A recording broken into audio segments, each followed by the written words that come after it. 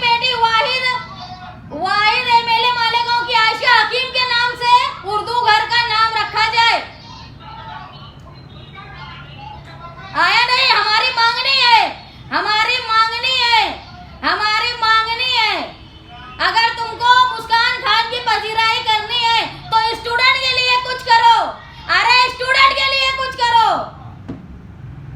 Student के लिए कुछ करो, नाटक मत करो। उर्दू की खिदमत करने वालों को, उर्दू की खिदमत करने वाले को उर्दू घर का नाम दो। हाँ, ये बोलो कि उर्दू में एजेंडा निकलेगा, आप कमिश्नर उर्दू में बोलेंगे, ये करो उर्दू की खिदमत करना है तो।